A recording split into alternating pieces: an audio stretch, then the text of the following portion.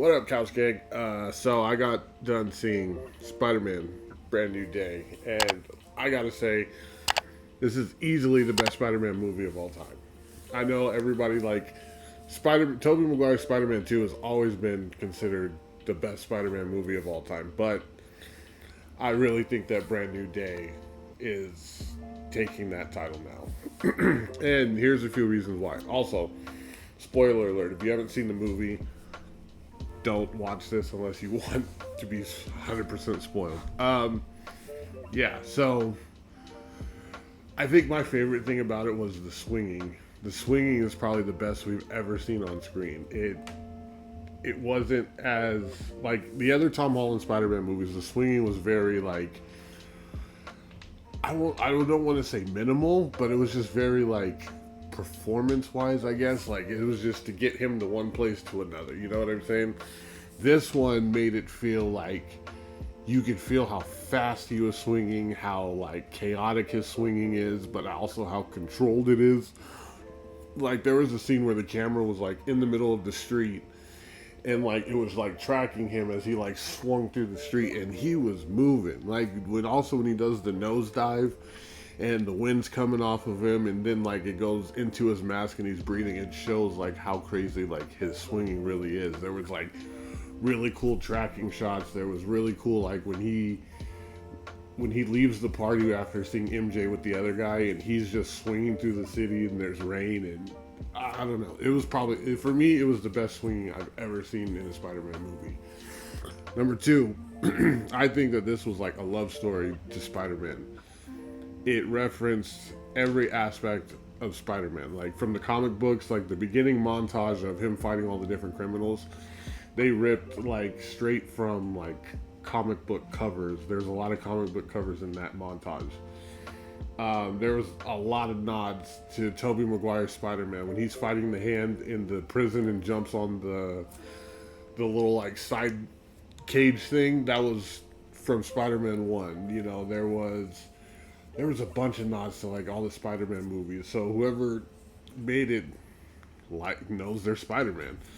There was also a lot of the fight scenes, a lot of the moves, a lot of stuff came from the Insomniac Spider-Man from the video games. Like there were so many finishers, so many moves, so many things that I was like, wow, whoever made this played the games like 100%. Like it was just crazy how much overtime or like Spider-Man overtime that they like really incorporated this. I really think that if Stan Lee could have watched this movie, he would have loved it because this really showed Spider-Man how he wrote Spider-Man. It was so much more grown up. Peter's not like a child anymore. You know, he's going through like depression, he's going through loss, he's going through trauma, like he's going through real things that people go through on a daily basis, but you know, it transforms his DNA. Like the spider DNA was trying to take over because he was going through so much traumatic experiences and stuff like that. Also, he was going through like heartbreak, like everything. It made him feel real. Like this is a real human being going through stuff, and he was trying to go from, am I Peter Parker or am I Spider-Man? You know, it's not till the end that he realizes I'm both. Like, I need to stop trying to live my life as Peter Parker and Spider-Man as two separate people. I'm one and the same. This is who I am.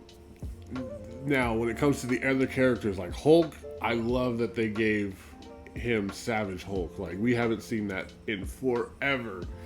And so that whole scene in the building was dope. Like, when we finally see the thunderclap, like we haven't seen that since Edward Norton's Hulk.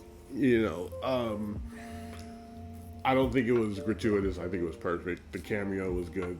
You know, seeing Bruce Banner, seeing the Hulk, it didn't take away from the movie. It added depth to it. The Punisher, like really good supporting cast, really good supporting character. Like they didn't overdo him.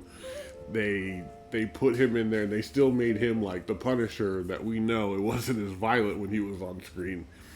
But the banner between Spider-Man and the Punisher was probably the funniest thing ever. My fiance couldn't stop laughing every time the Punisher was on screen. And like they didn't make him corny funny, they made him like serious funny and stuff like that. Like it felt like John and Tom's, relationship came through on screen with that. Like the ending where he puts on the mask and the suit and he's in the hospital like, yeah. That was so funny.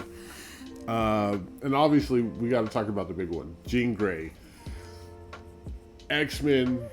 And technically she's not even an X-Men, but to see a mutant of that caliber of Jean Grey being paired up with Spider-Man, like, I want to know how they came up with that, where they're possibly going with it.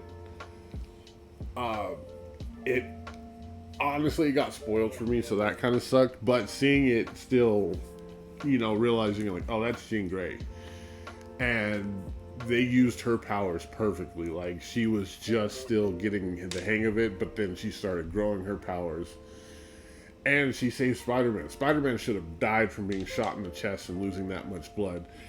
But what's crazy is she put herself in his body and breathed and, like, kept him alive until he could do it on his own.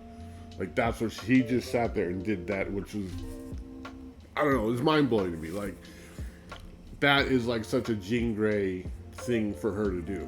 Like, if you know, like the X-Men, if you watch the cartoons, if you watch, the movies, read the comics, Jean Grey does have that type of empathy for people, and we saw it there. So, I mean, all in around, solid Spider-Man movie. Like 10 out of 10 Spider-Man movie.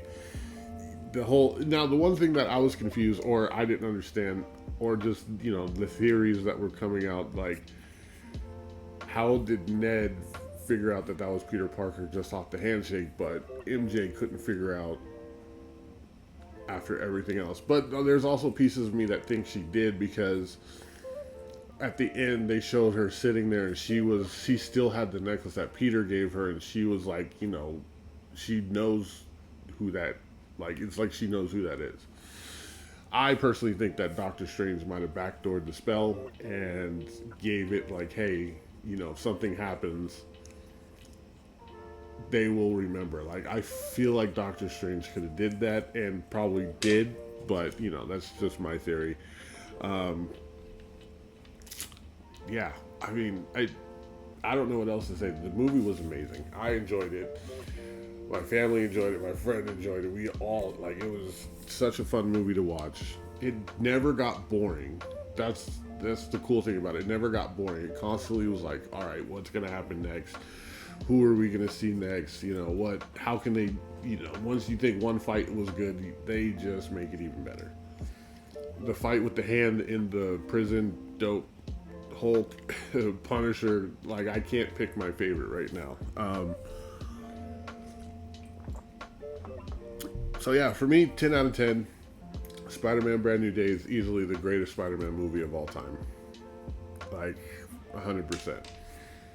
If you guys saw it, hop in the comments, let me know what you guys think. Tell me anything that I missed, or any theories or anything that you guys have. Let me know in the comments. If you guys like the content, make sure you guys hit the subscribe button as well. I appreciate it. Couch Gang, thank you guys for joining me on the couch for another movie review. As always, I'm Mr. Hamilton. Peace.